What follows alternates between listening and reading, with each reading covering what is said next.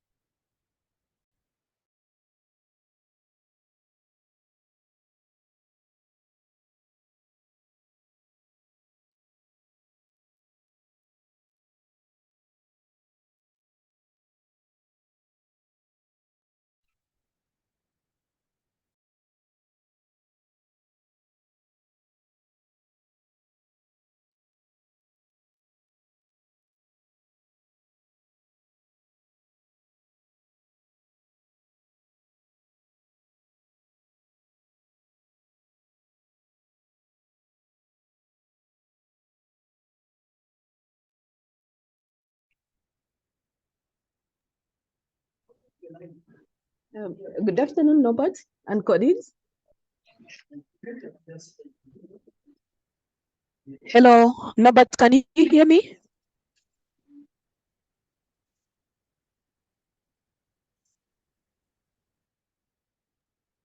Yes, I can hear you. Okay, President, so Norbert, I don't know. You. Norbert, I'm not sure if you've read my chat. I was proposing that we start the meeting so that I can give my opening statement. I've moved out of a meeting where I'm the guest of honor and the speeches are starting shortly. Of course, with the indulgence of our colleagues who are online as we wait for others to join in.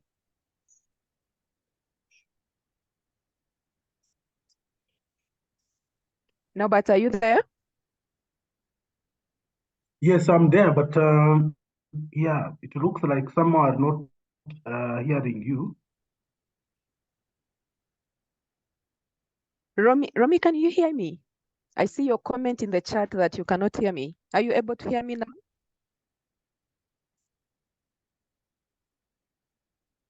Still, I don't know. Romy, can you confirm if you're able to hear me?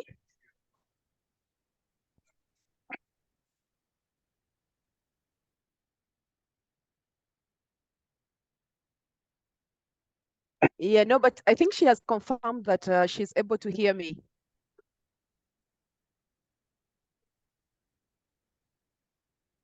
Okay, yes.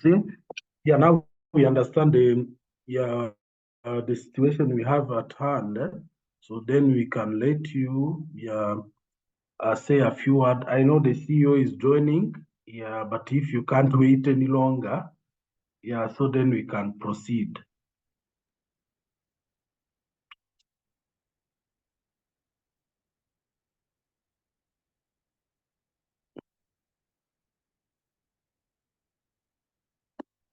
You're muted, Elizabeth.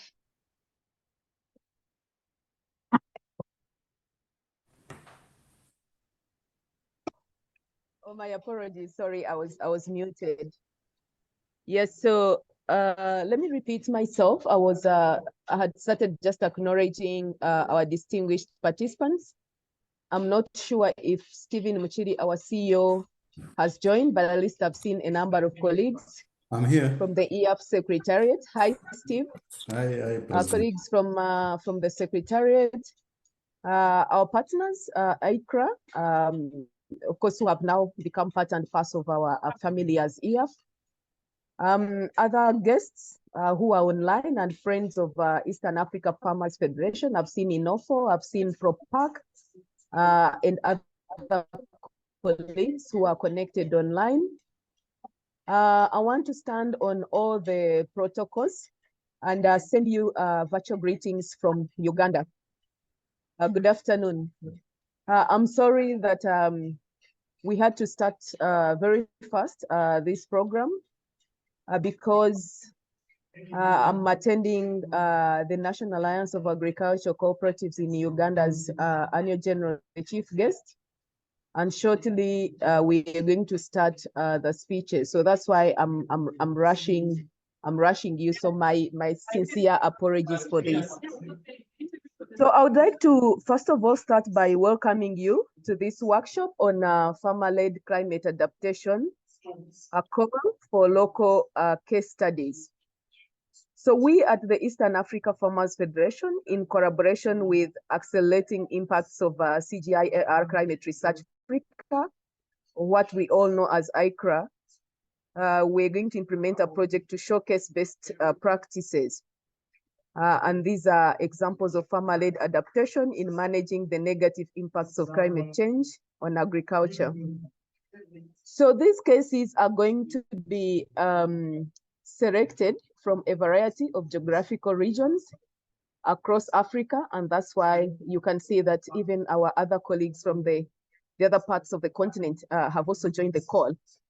And they will vary in their scale, in the focus, and the level of ambition. So the selection of these innovations will be done so in collaboration with local partners who will be operating on ground.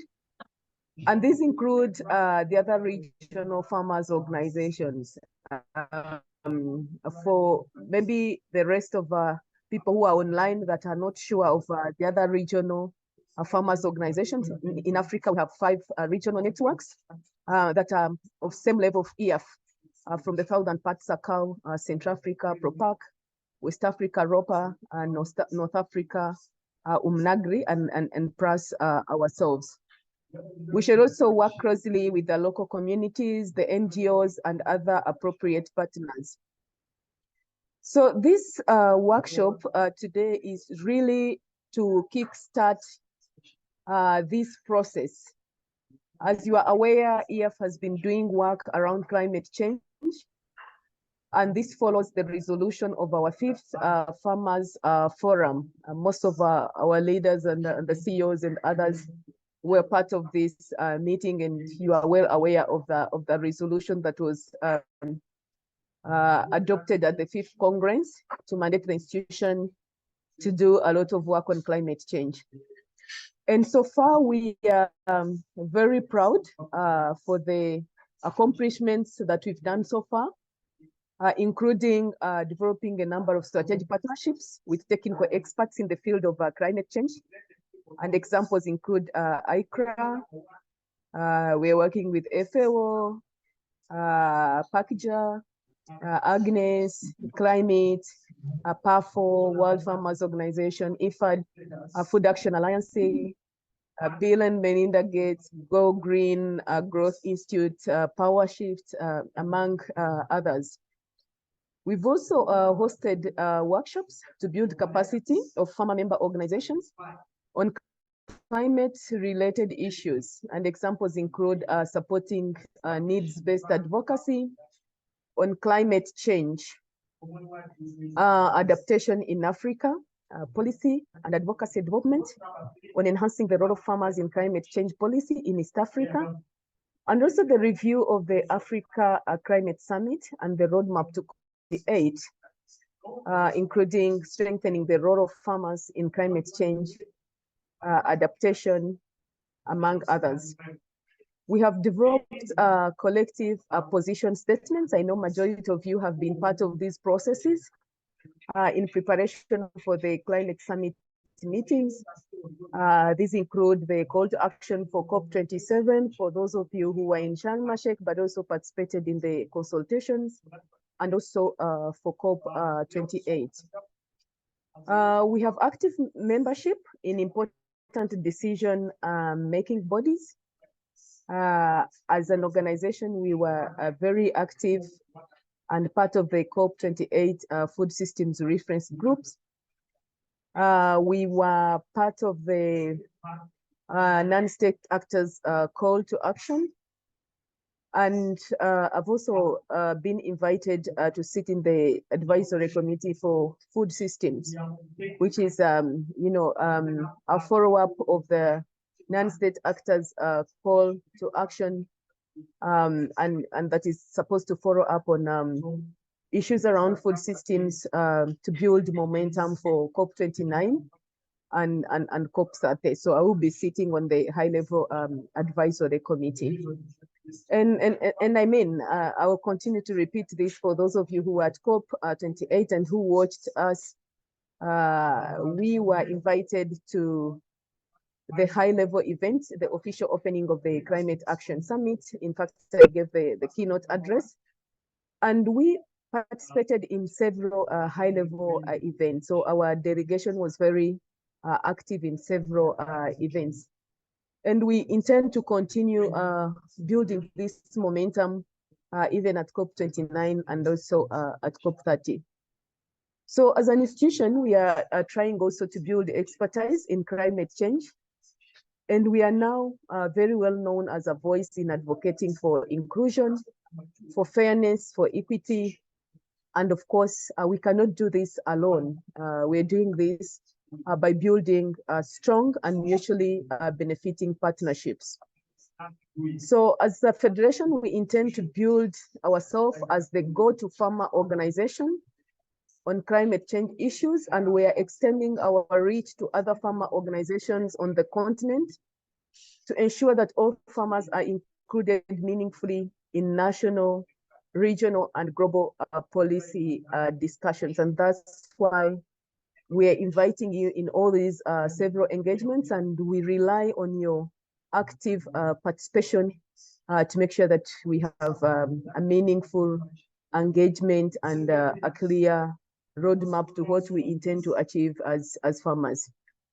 So, of course, on behalf of the leadership of the Eastern Africa Farmers Federation, I wish to reiterate our support to this project. And I want once again to welcome all of you and thank you for, taking this opportunity to join us for a great honor and privilege for me to open this workshop officially.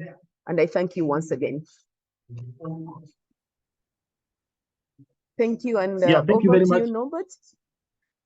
Yeah, thank you very much, Madam President. Yeah, we understand the busy schedule. Yeah, we didn't follow the protocol, but it is okay. Now, invite the CEO, yeah, to officially welcome all of us. Then we'll invite our partner, AICCRA, to give the opening remarks. Then we can go into the technical part of the meeting. Over to you, Steve. Yes, Thank you very much. I want to thank the President for the remarks. I think that she's more or less said everything that has to do with our work on climate change. And this exercise is part of a project that we are doing, and is mainly focusing on case studies around adaptation. I think for those in the know, we have been having challenges identifying cases that are bankable, that you can present for funding, that would interest investors or donors. So it's part and parcel of our advocacy journey around climate change.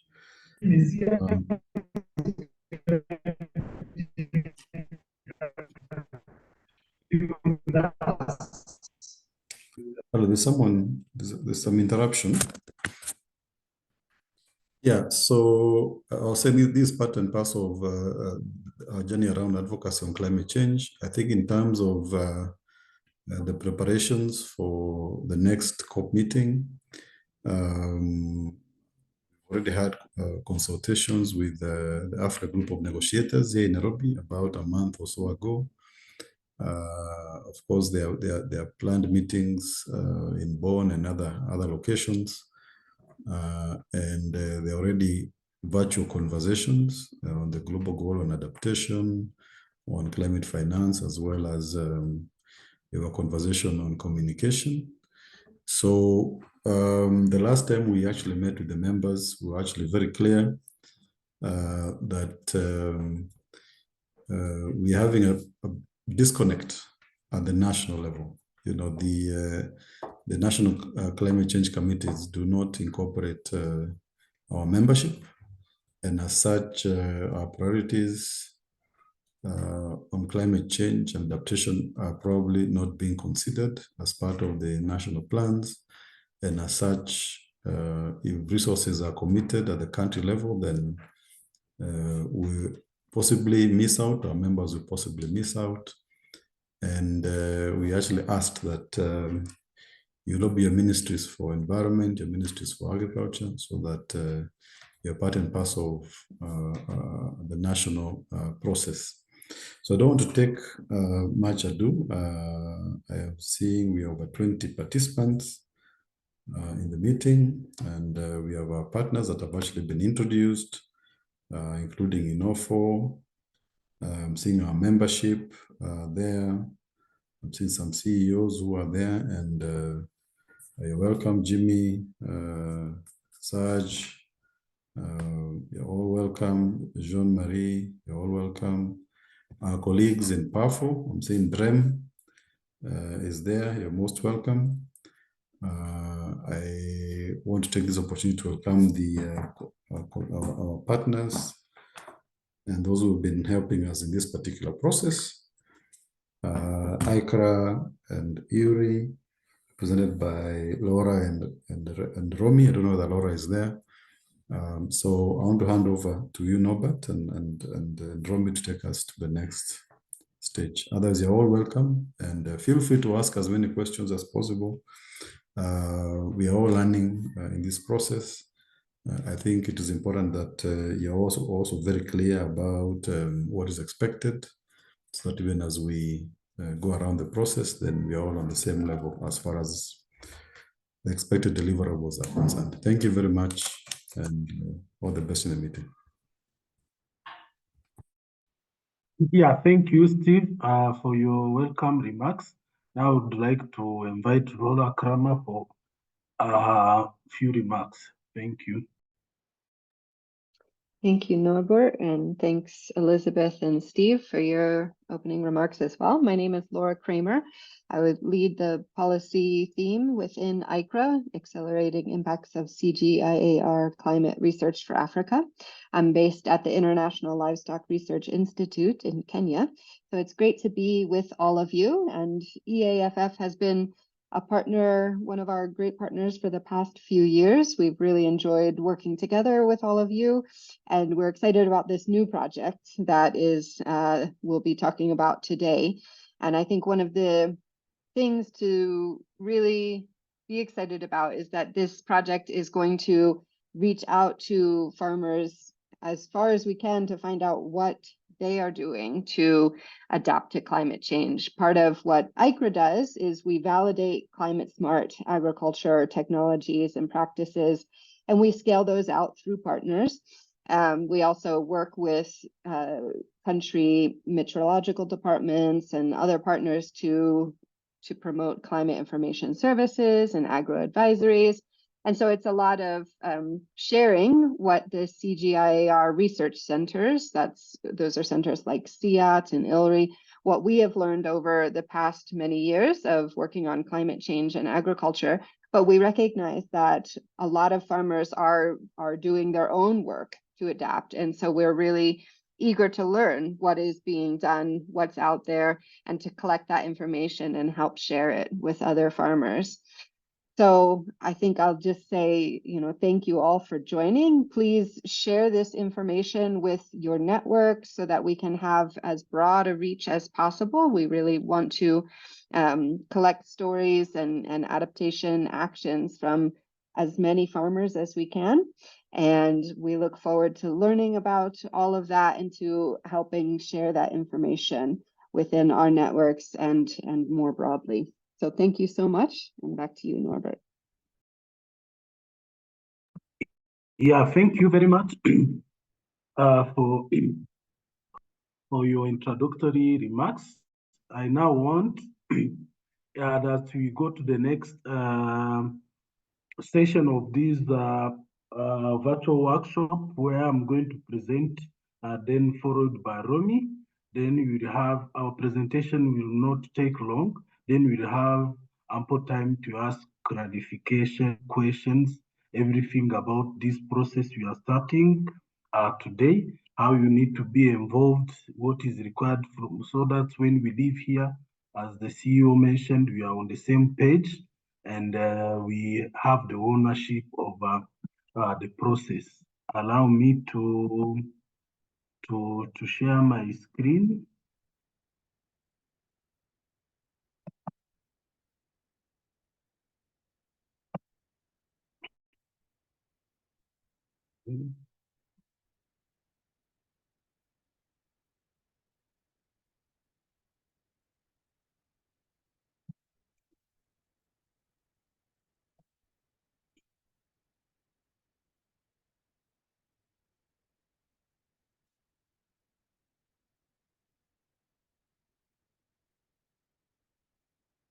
Yeah, let me hope you are able to see my screen.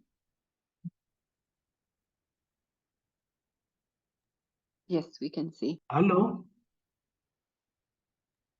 We can see, you just have to put it in Okay. presentation mode.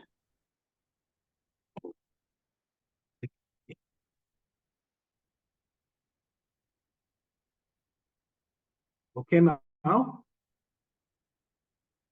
Yes, great. Okay, thank you very much. As it was mentioned, we are kickstarting the process of farm-ready climate adaptation. And my name is Norbert Tuishim. I'm a program officer at the Eastern African Farmers Federation. So as it was mentioned, in the speeches, we are collaborating with AICCRA and showcasing the best practices. And those best practices, we want them to be locally based, and where we want to demonstrate innovation and methods to enhance agricultural adaptation and ultimately promote resilience across the continent. So these case studies will be selected from all geographic regions across Africa, that is the North, South, East, West, and Central.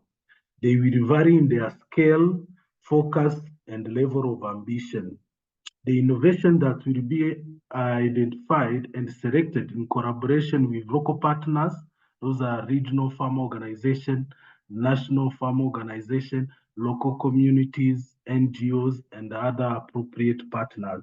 So that's why when we sent out the invitation, we try to be as wide as possible so that we don't leave anyone out. So the process of documenting is that once we identify the potential cases to be properly documented, so we'll be able to directly collaborate with the innovators at the grassroots level. So in the documentation process will be that we are trying to correct information that will capture the details of each innovation and describe how it effectively responds to a changing climate. We want to describe the reality for each context at the local level. So we want to correct information about the challenges and enabling factors for the project successes and difficulties.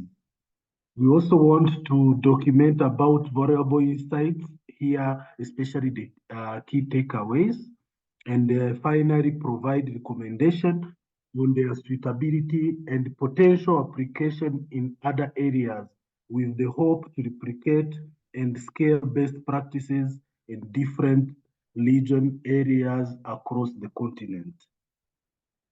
So the deliverable is that we'll have a publicly accessible compendium of case studies that will be distributed widely to farmer bodies, policymakers, financiers, and communities actors to generate interest and knowledge in these innovative practices, to share lessons, and to potentially attract partnership and financial support for their scaling.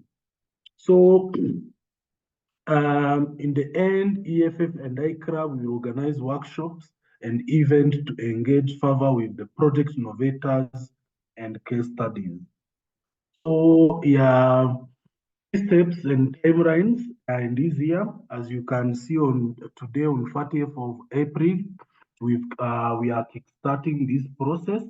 We hope by 19 May, the next presenter will talk much about it, what is expected from me. I will touch on it, but we want to receive information from you regarding the potential case studies.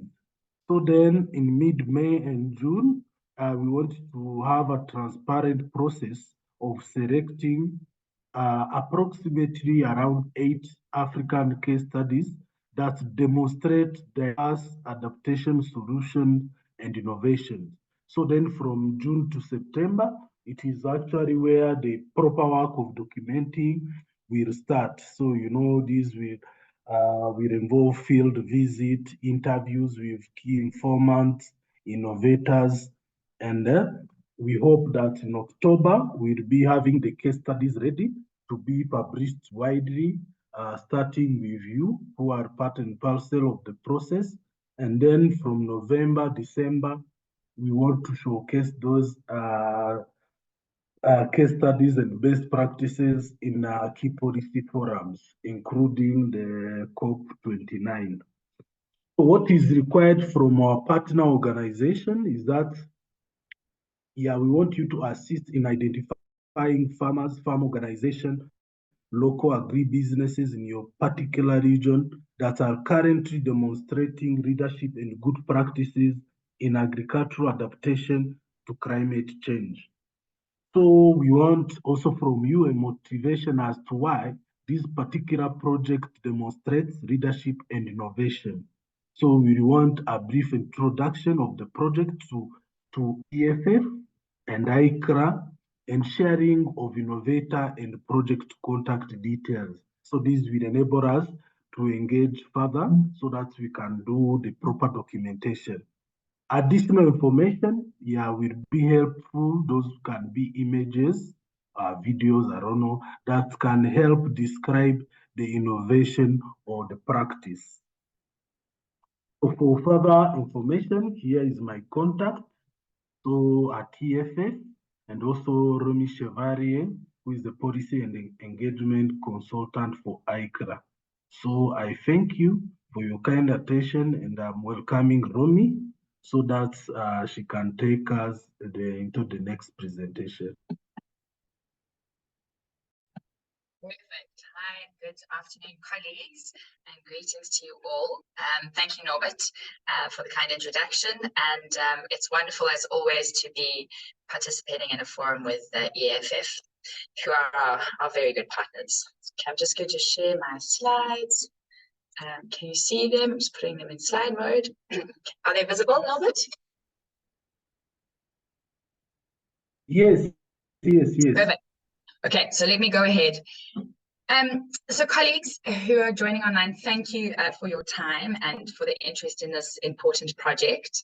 And as you've heard from Norbert and the CEO and from Laura, this is a project that is of great value to us, and I think a very timely and important process.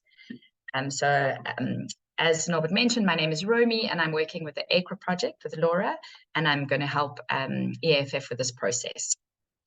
So what I wanted to quickly do, Norbert has described the process of what we intend to do in this project, but I wanted to give a quick background as to why this is important and how it fits into the broader climate change conversation, but also just to give some examples around what we mean when we say locally led adaptation to climate change, and to give you some examples so that when you go back and reflect in your own regions, you can think about some of these practices that might be applicable to this process. So I won't spend too much time describing these issues, but we all know now, we're all very aware, and we are all in the process of experiencing many changes in the climate, which are having negative implications for the people in our communities, for our economies, and for our countries at large. But we also know that climate change has a particularly negative effect on the agricultural system and on food systems, and that this sector is extremely vulnerable to the impacts of climate change and to climate variability. So it's important that we're thinking around what we're going to do and what processes we can put in place to help us buffer against these negative impacts. We also know that obviously climate change poses a particular threat to the farming communities. Obviously, as the custodians of our land, people that are at the face of these impacts, it's important that we equip farmers and give them tools and information around how they can adapt to the negative impacts of climate change. So that's where we come from. We understand, therefore, that an urgent response on multiple levels is needed. And what this project seeks to help is to try and look at farmer-led activities and strategies that can assist us with buffering the impacts of climate change. So we know that actors at all levels must respond urgently to these threats through the development of strategies and actions and innovations that can help us reduce the impacts of climate change, whether it be to help us reduce the impacts of threat to our agricultural systems, unpredictable weather, flooding, cyclones, soil productivity and soil health issues, and also to help buffer the impacts and incidences of crop and livestock diseases. So mechanisms need to be put in place to help protect farmers and their communities from these climate impacts and to build barriers against the impacts to climate change. So this is what we mean. This is what is locally led adaptation? So essentially, a locally led adaptation in the agricultural sector is the strategies and the activities and the innovations that are designed and implemented specifically at the local level by farmers and their communities to reduce the risks that climate change poses to our societies and economies, and to build resilience against the impacts of climate change. There are very many examples of what farmer-led adaptation could be, and we understand obviously that it's very context specific. So in all your regions, you're dealing with varying impacts of climate change. It looks very different in different localities, in different agricultural systems. So we understand that many of these examples that I'm listing here might not be applicable to you, and also you might be in the process of developing or implementing many of these processes. So I'm not going to go into the technical side of what all of these processes mean, but I was just putting some examples in place so that you could see what I meant. So in the case, for example, of crop diversification, is farmers that are putting particular changes in place around the variety of crops that they are using, so that the maturation times, the tolerance to water and drought issues and extremes are different, and so that the survival rate, for example, of the agricultural product or crop is different. It might be a water management system where you're building harvesting structures, for example, the ponds and irrigation tanks and all sorts of things to conserve water during the rainy season. Or, for example, water efficiency mechanisms, drip pool irrigation to conserve water. And there are many other examples of what we mean. What I want you to just think about in terms of framing, when we're thinking about our own society and our own localities and projects that might fit into this, there are a couple of things that I want you to think about. So we want these projects, we want to demonstrate varying things. We want in some areas to demonstrate leadership. So, for example, locally led adaptation in the farming communities can involve leaders and champions that are helping mobilize local resources for climate change. So, for example, there might be an entity or a farmer that has created a savings scheme to support climate resilient practices. There also might be an example of a farmer organization or a farming entity or a local entity that is helping to forge partnerships in their local environment, to put different actors together, to leverage resources, to help develop and action farmer resilient priorities. We could also see, for example, farmer efforts to mobilize community and policy engagement. So there might be efforts, for example, in your area where there is an entity that's helping to affect policy and regulatory change through certain actions towards the preference of climate smart agriculture. There also might be other initiatives that are promoting capacity building or awareness creation or knowledge sharing. So, for example, there might be a farmer organization that has created or developed a multi-stakeholder dialogue platform to help with adaptation to climate change. And then initiatives, for example, that are helping to integrate the root causes of vulnerabilities into their actions is very important to us. So projects that show gender-based economic and political inequality. So they're trying to address these issues within their societies. So, for example, what we're trying to do is the EAFF and AICCRA together will want to document these best practice examples in your different areas. And we want to just in mind focus on the local level action. So we want to document activities that are planned and performed by an individual farmer or a group of farmers or a farming household. So this could be a single or a group of agri-businesses in the community, but this has to be locally led adaptation. While farmer-led adaptation, we understand, for many people means that there's a collaboration with different stakeholder groupings. So a lot of farmer-led adaptation happens in conjunction with other entities, local government offices, NGOs, research organizations, civil society organizations. The thing that we want you to think about is that the main project activities and the leadership must come and be driven and led by farmers. So this is an important criteria for the selection that we're looking at. Some other key aspects of farmer-led adaptation interventions to think about is issues around partnership and ownership. So when you're thinking of an example and whether it's applicable in this process, you need to think, are farmers actively involved in this process? Are farmers identifying their vulnerabilities to climate change? And are farmers determining the appropriate measures to be put in place and implementing these actions? So when you're thinking, just keep framing and who's driving this process. Are these farmer priorities? Are they addressing farmer vulnerabilities? And are there farmer implementation actions? So adaptation strategies must be tailored specifically to farmer needs in local context. Another thing is around knowledge practices and use. So for example, a lot of farmer-led adaptation draws on a traditional and local knowledge. So this is very important and it's very relevant and it's highly effective in terms of addressing local challenges. And this can, for example, local practices can also be used in conjunction with other scientific and more technological information. So it could be a combination of both knowledge practices. We want to, these projects, in terms of their eligibility, we want to see them focusing on enhancing the resilience of your local communities and ecosystems. So they can't be just a once-off short-lived process. They need to be measures that have long-term beneficial outcomes and that try to address a kind of a change, a transformative change over a longer period of time. And I know this sounds very ambitious, but they need to, instead of being a once-off event, they need to show that they are intending to have a longer-term impact.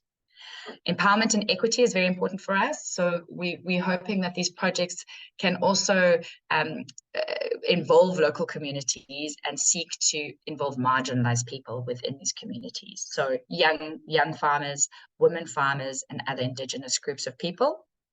And these activities, we hope, can help community members participate much more in decision-making, in empowering them around how decisions are made within their communities or with local actors, building capacity so that they are more resilient, access to resources, for example, and empowering them through knowledge, information, etc.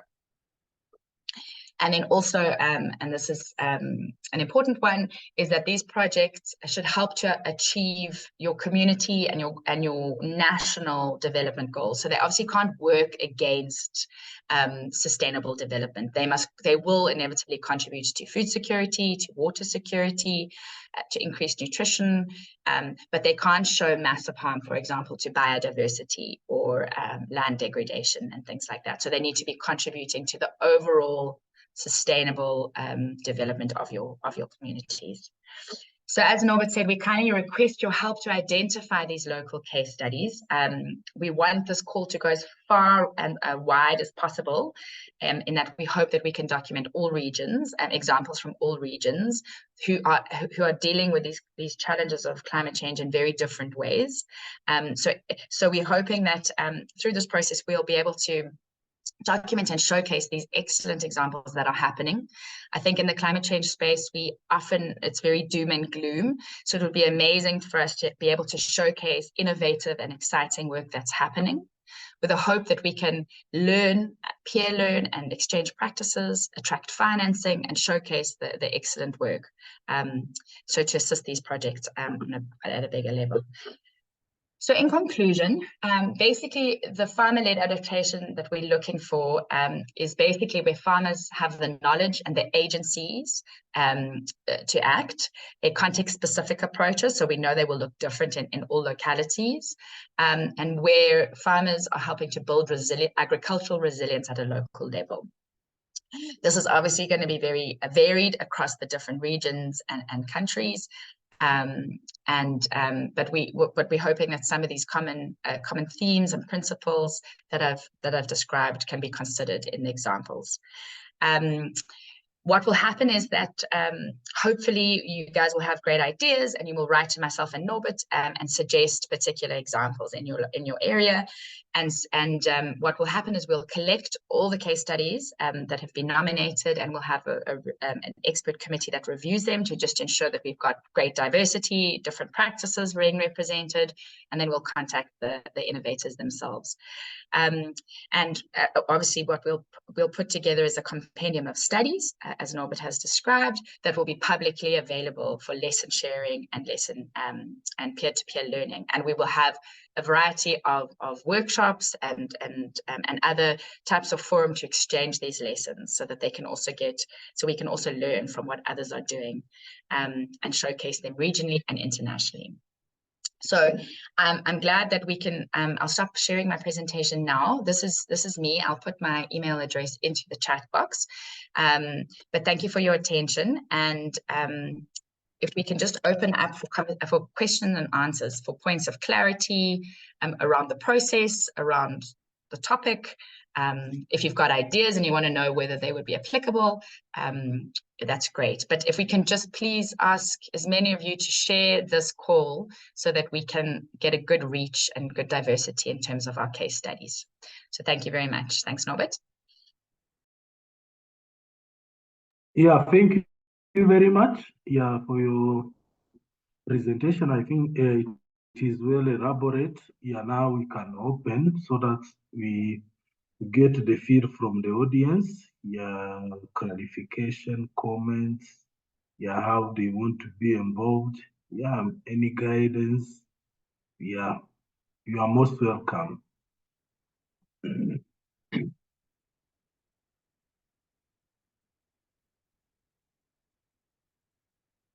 And remember interpretation, so feel free if you are speaking in French, yeah, we'll be able to hear you in English. I also just want to let the participants know that the project information will be translated into French and distributed to French participants so that they can then share the French information to people in French-speaking regions.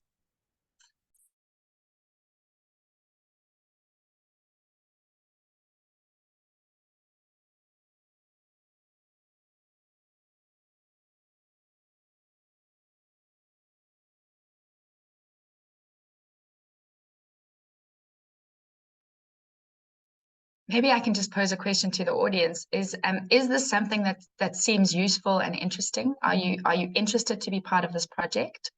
Or is it difficult? Are we asking something that's really difficult? Or can you easily think about examples in your regions that could fit these criteria? I'd love to hear back from you. Thank you.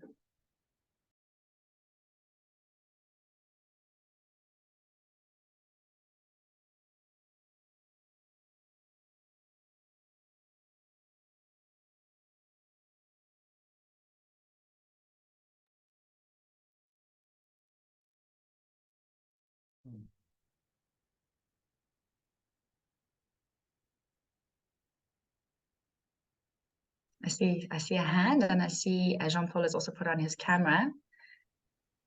Now, which should we take both? Sage, do you want to ask your question? Yes, Jean-Paul, please go ahead. Yeah, thank you very much. What I can say about this presentation is, first of all, I have to thank our presenters for their shared knowledge and for having exposed this I know climate change is a very important point, and it is posing a problem, not in one country, but the whole planet. We need to have information, and we have for all the cases. We have different cases even in our communities, because the farmers need to know about climate change, to have information for us to identify and to, I have followed all the presentations. They have all the needed details, and I think this is a very important thing. That is what I can say, and I thank you all for having invited us, and I think presenters. So I think as we share information, we shall come up with the points, with the good work that will help us to reach our communities and our farmers. Thank you very much. Yeah, thank you, Jean-Paul. We got Brigitte, then Saj. Hello. Yeah, no, I was just going to say, I mean, I think it's a fantastic idea, and we do some similar work in Kenya and Ethiopia, and also in Uganda. And the farmers we worked with, we call them pioneers of adaptation, as an adaptation to climate change. And we highlight their work wherever we can, and they really appreciate that, because it gives you pride when you get acknowledged for what you do. So I think it's a great idea, and I'm sure that some of them would be very happy to contribute to this. Perfect. Thank you for your positive response and encouragement. And we hope that you can, let all those excellent champions know about this work. Thank you, Brigitte.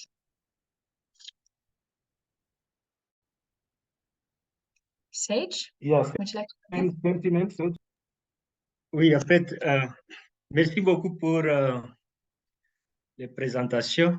Merci à Brigitte aussi qui venait de me dévasser. En fait, je voulais dire que vraiment merci pour les présentations, et ça a été clair. Ce ne sont pas des choses difficiles que vous nous demandez. C'est très intéressant parce que le changement climatique, c'est un fait réel et les petits producteurs ont déjà pris conscience de ces effets liés au changement climatique parce que ça affecte directement leur production agricole au niveau des exploitations agricoles. Et donc, nous sommes tellement intéressés. Peut-être la question que je voulais poser, c'est par rapport au délai. Quand est-ce qu'on va travailler par rapport à cela? Quelles sont les étapes à suivre, en fait, par rapport à cette proposition? Merci.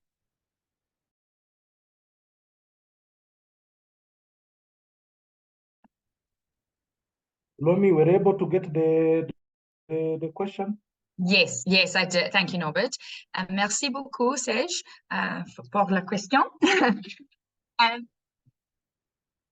Norbert, won't you just do me a favor and please put your slide, I don't know if you could bring up your slide again with the calendar of what's required and the timeframes, Serge, but I will speak about them quickly. So today is the launch of this project. So this project, we're telling people about it.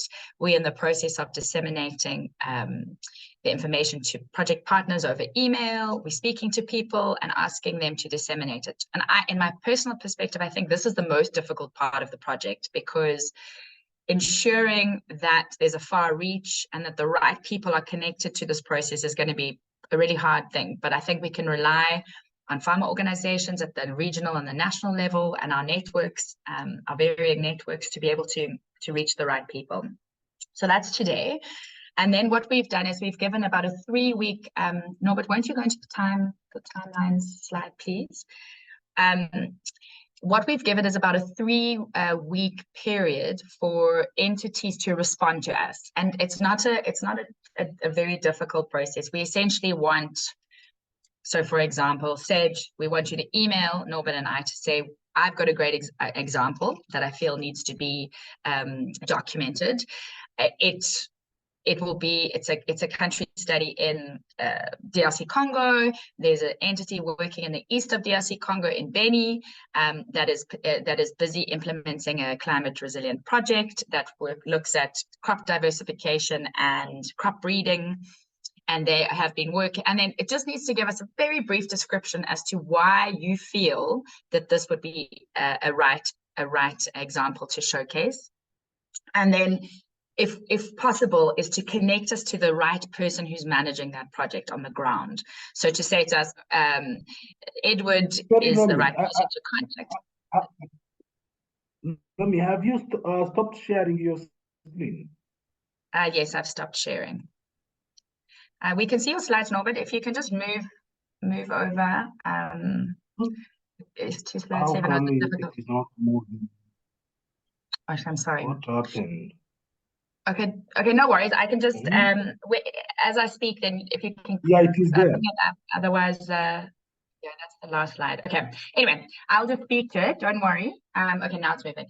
But basically, sorry. So then an email will come to Norbert and myself to say this is the contact details of the person that I suggest you contact. This is the organization and any other information that you might have on the project, so that you can essentially connect us to the people on the ground. What we will then do is, I think it's that we've given a time frame, and we will share all the documentation with you so that you're very clear on the time frame. But I think it's the 19th of May. After 3 weeks, we will have a look at all the options that we have, and together in a selection committee. Thanks, Norbert. We can see the slide. I'm on the second point. 19th of May is the deadline for these case studies. And then what we will do is we'll have a committee and we will select, because we're very, very specific about getting diversity across regions and different types of projects, doing different things. We will select these project studies and then have a look at what the gap is. So what research information we still need. And then we will go through a process which would just involve EAFF and AICCRA, where we actually go and interview the innovators. We understand a little bit more about their localities, their barriers, the challenges, the opportunities. the financing arrangements, et cetera, and we will then document them. And we're hoping by October that we will have these case studies written up in a compendium, and from there we will work on a plan to disseminate them widely. So what's important is essentially to say, today we launched the project, and we will be collecting case studies from today, and we will close this on the 19th of May. And start to have a look at which studies we want to focus on, and then we will start contacting the relevant people and getting the necessary information that we need for the studies. And that might involve some interviews with some of the regional organizations and farmer organizations that can help us to understand and unpack the projects. I hope that's clear, Sage.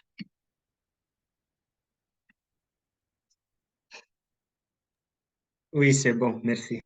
Okay. Perfect.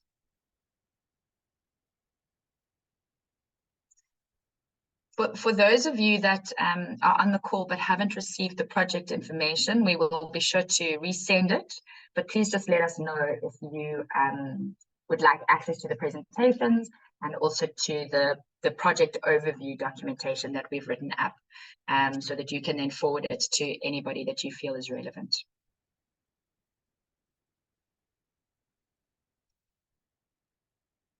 Is there anybody else that wants to ask questions of clarity or about the process or? Perfect.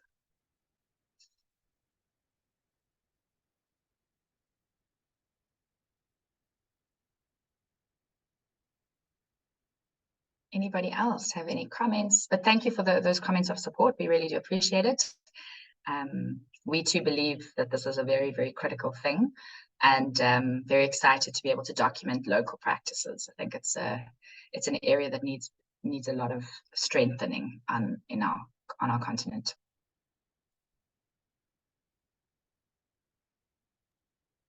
Yes, and that, as it has been mentioned, the documents are being translated to French, so that also those who are in French, you'll be able to have them. So also to let you know that we'll be having two working languages, French and English. So when we are in West Africa, we'll try as much as to make sure that there is the lead researcher, she has interpreters, so that the conversation will be done in the local language where people are able to express themselves. And the preference might be seeing how even we can document them first in French, then they can be put in English. But all the compendium will be having an English and a French versions. And actually, at the end product, but just to add, the end product will actually be translated. There will be an English compendium of studies and a French compendium of studies, so that we can clearly.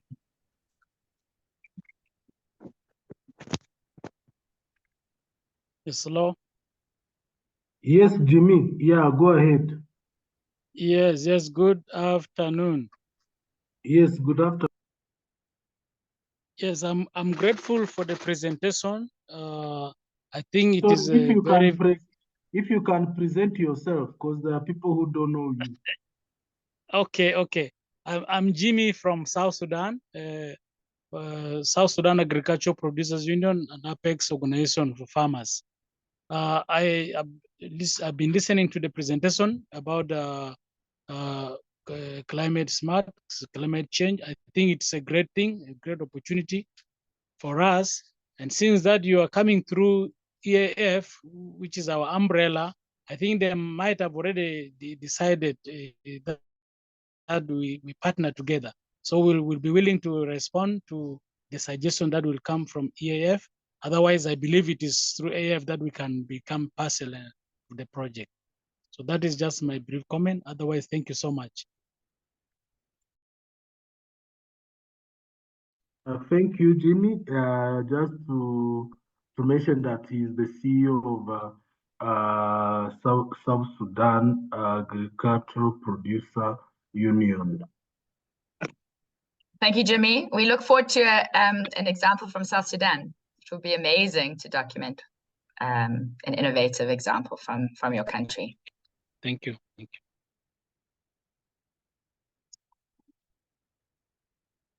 Anybody else? Please just pop your if you don't have access to the information, please just pop your email address into the chat, and I'll be sure to email you. Or Norbert will follow up, and we'll make sure that you have access to all the information. Josephat, I've got your details. Thank you. Yeah, I think mainly it is your presentation giving some further information about the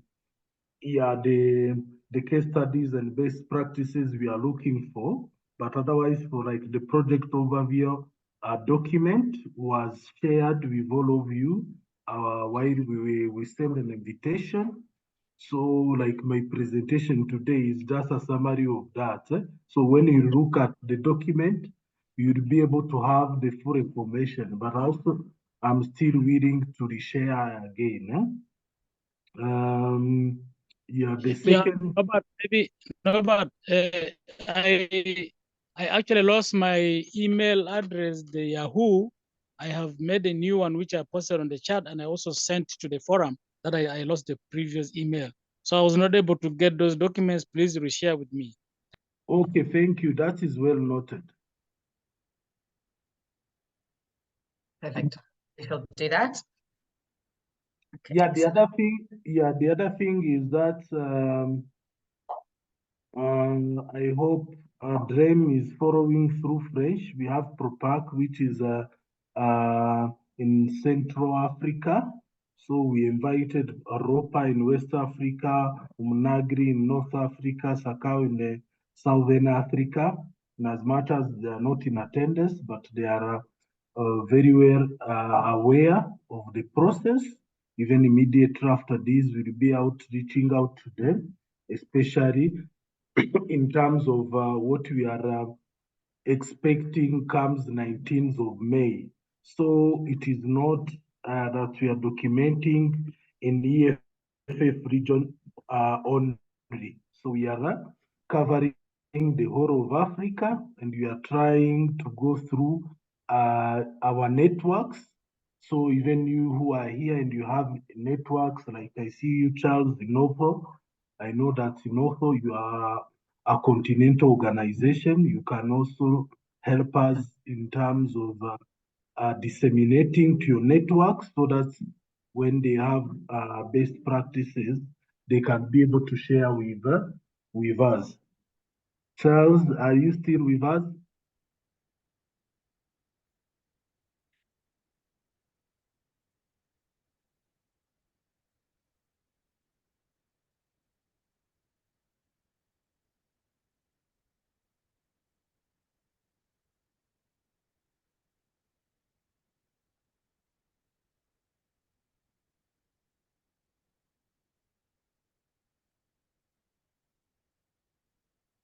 Yeah, he's not able. Yeah, but I'm sure that I will be able to also to discuss with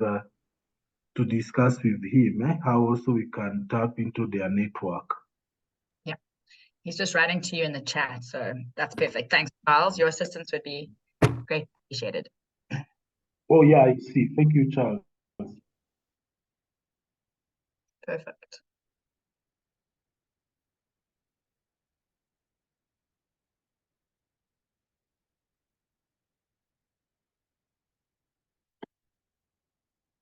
Anyone, last comments or questions?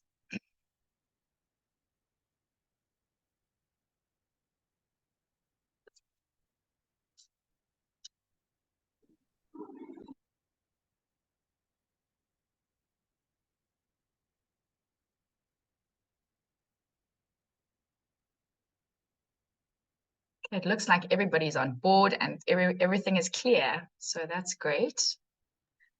Yes, yeah, I see. No many questions or comments or interventions. I wanted to give you an opportunity to just summarize Yeah, then especially highlighting what we are expecting and how to reach out. Who do you reach out to? So that we know from here, yeah, we have the contacts and what is just to make sure that you have all the information to share in your network, and that we'll hope that by the set date, we have gotten the feedback from all of you. So over to you, Romy. Yeah, I think it's essentially to say this is a collaborative effort.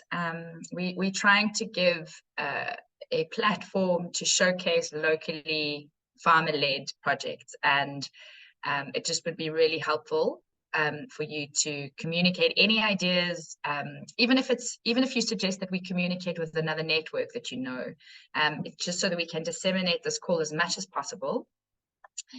Our focus, just to remind you, is farmer-led, so it has to be an initiative that is in the context of reaching farmers, that it responds to farmers' needs as they relate to climate impacts. So the project has to show that it's helping to build farmer resilience to the negative impacts of climate change, and that it's contributing to food security and is inclusive of community needs.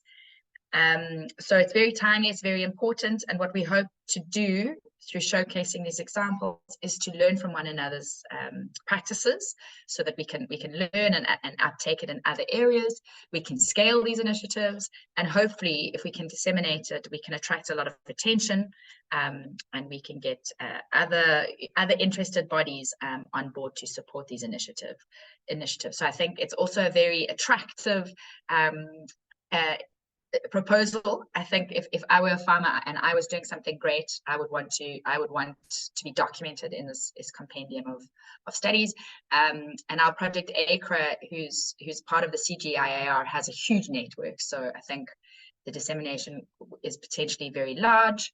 So it does offer. It's also offering the farmer who's innovating something great as well. So we're not just asking for assistance. We also offering, I think, quite a lot.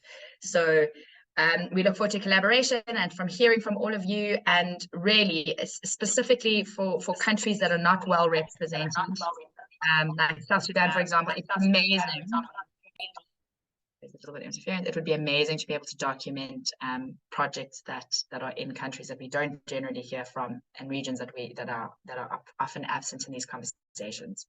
So thank you very much in advance. Thanks for being here today, and thank you for the interest. And we will send all the information to those of you that have posted your email addresses. So thank you. Over to you, Norbert.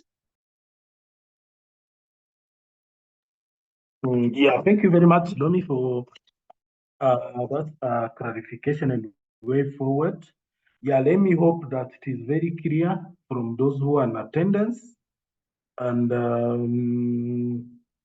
yeah, I think I've mentioned everything. Yeah, it is noted for those I see they are not adequately represented today.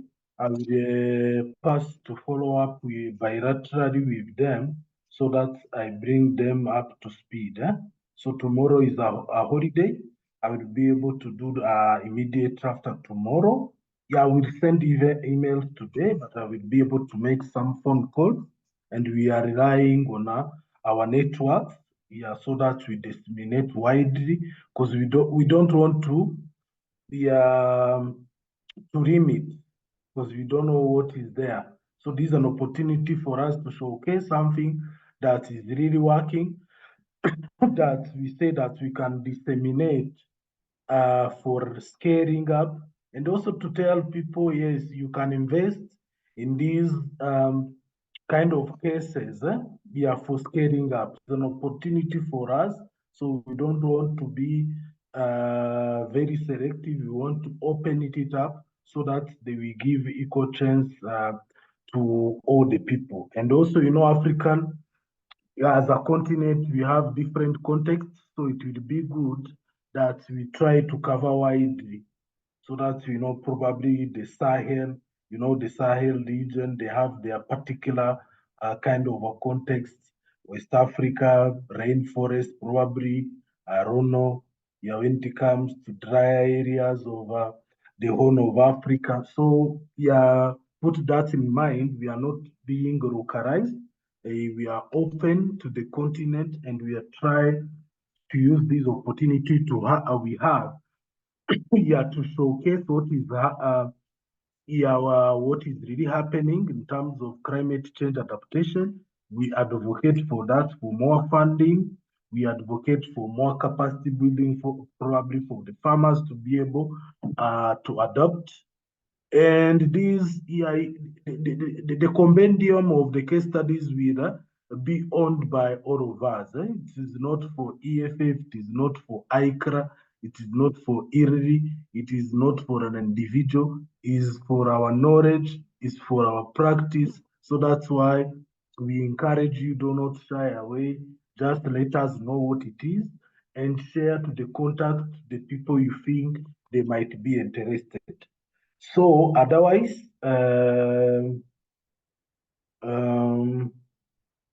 I don't know, yeah, if Steve wanted to mention something as we conclude.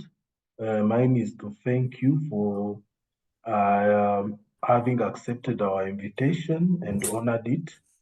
And yeah, over to you, Steve. Yeah, thanks, Norbert, of course, Romy and Lorna, and my colleagues.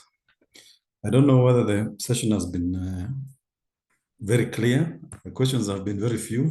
I think Romy has been, really prodding, because we want the process to be very clear, so that even as we proceed, the stories and the case studies come out as clearly as possible.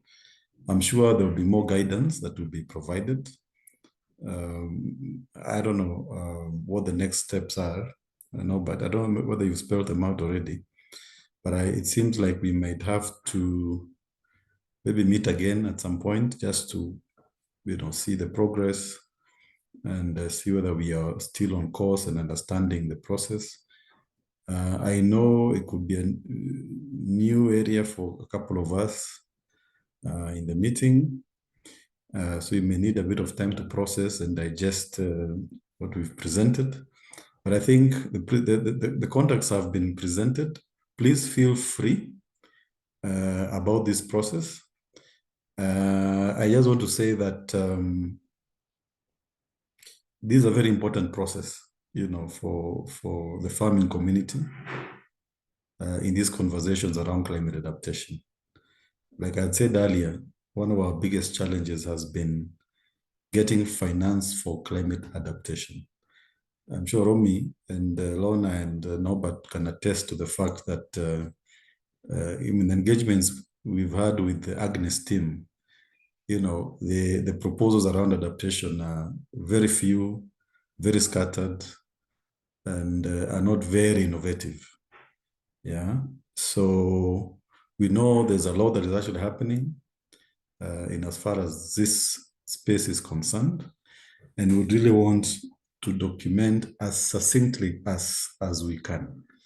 I think that there's so much we can write. There's a time we attempted as EAFF, and we had, I think, a compendium of about 55 stories, but they were a bit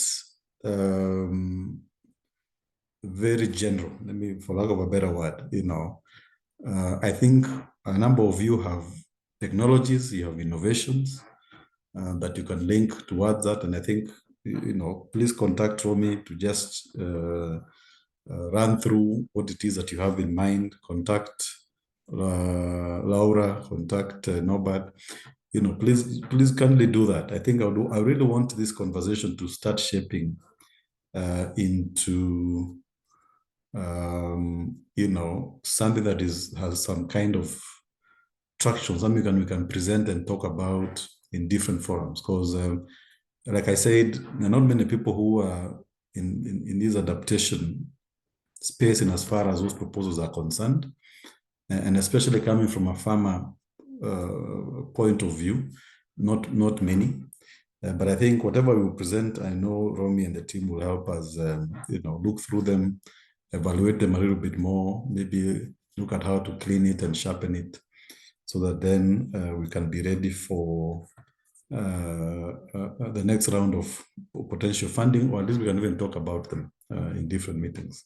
So this is going to help and shape conversations on adaptation going forward. Like I said, there are a couple of meetings scheduled later in the year, and I think all these are opportunities where we can speak about this. But we actually need, to have something that we can actually hold on to as evidence that there are opportunities for funding, opportunities for investment in that space. Others, thank you very much. I really appreciate your time. And really, I don't know whether the other countries are raining. I know Romy was talking about climate change, but in Kenya now is really terrible. It's a disaster in the country. Big. In fact, yesterday there was a conversation about what is happening in the country and why we have such a spike in rain. The rains are raining and pounding every part of the country to levels that we've never seen before. The city has been turned into, rivers, and many people have lost properties in the city, outside the city. Yesterday, we lost 50 people from a landslide. They all died in one village. Everybody, neighbors, family members, just once, and they all were dead, So we have a crisis in the country. I don't know whether Uganda is possibly also facing the same. So these climate things are actually real. Instead there's a conversation on climate change, and the weather people were actually attributing whatever was happening to climate change. The fact that the ocean is warming more than it usually warms, and all that is now being blown inland. And when there's a convergence of that warm air and combines with, things coming from the Atlantic, then it forms, a bubble of heavy rainfall. So pray for us. It's a challenge. This is fine. Norbert is here. He'll tell you. His neighborhood is almost flooded, all of it. So it's a reality that we are actually living in this part of the continent. Others, thank you very much for your time, and God bless. Yeah, thank you very much, Steve. I think you have elaborated very well as to why, we need this project. It is very critical, actually, for all the process, advocating for finance, knowing what is happening and the reality we are living in. So I don't want to repeat you. Thank you very much. We have noted, me and Romy, we will quickly discuss after this, so we see how to strategize that we overcome some of the challenges. But I understand, some it is because it is the first time, and as you mentioned, there are also people I see they did not attend, but not because they are not interested. So we'll be able to see how we move forward, and that it is clear to everyone. Also, Romy, myself is here. Anytime you need clarification, you need support, what it is, if you are not sure if these are good cases, there are criteria and all that. So please get back to us. So we are available throughout, free of charge. If you speak French and you feel Romy will not be able to hear, me, I speak French, so I will be there to interpret. But also we have our interpreters, like the ones who are facilitating today's meeting, so they will be working with us. So there shouldn't be any reason as to why you do not participate. So I don't know if Romy, you have something to say, then we conclude. No, I think no, but I think everything is clear. I think Steve's highlighting how important and urgent these types of activities are is incredibly pertinent. I'm actually in Botswana at the moment, and the neighbor Zambia has just been issued with emergency funding for the drought that's happening. So climate impacts look so different everywhere, but they're a reality for everybody. So I think everything is clear, Norbert. I look forward to this process. I'm glad to be working with everybody. And as Norbert said, please don't hesitate to contact me for any points of clarity or just to discuss any of the criteria or anything like that. So I'm available. Thank you for your time today, colleagues. Yeah, thank you very much. With that, yeah, the closing remark from the CEO and all. So I see people, they are still sharing their contact. If you you know that you don't have your contact, please don't leave before you share. So otherwise, the meeting was concluded, so you are free to leave. Thank you, and we hope to hear from you soon. Bye, colleagues. Au revoir. Merci. Thank you.